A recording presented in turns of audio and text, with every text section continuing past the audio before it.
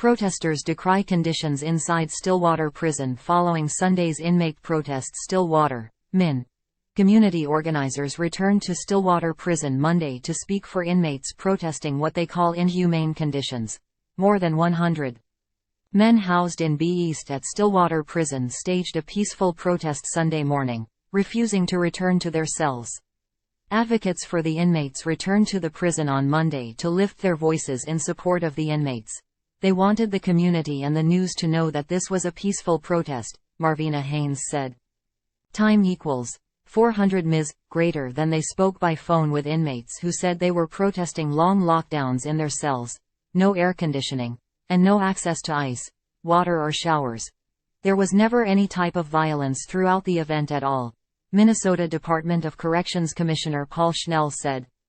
Schnell added that the protest ended peacefully, but advocates say they are told inmates are back on lockdown. We have a staffing problem in every prison in Minnesota. We have modified lockdowns becoming the new normal in every prison in Minnesota, and that is a humanitarian crisis. David Bonka said. Inmates say staffing shortages forced guards to keep them locked in their cells.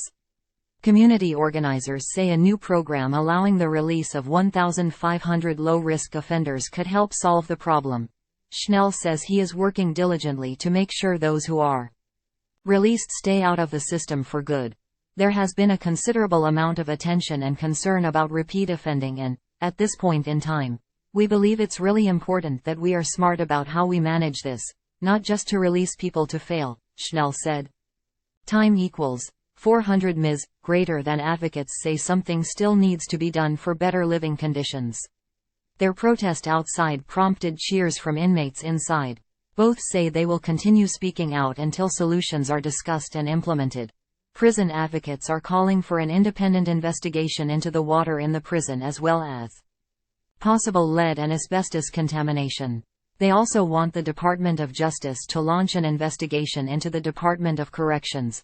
Schnell admits the century-old building has its issues with air circulation, but says the water has been tested and is okay to drink.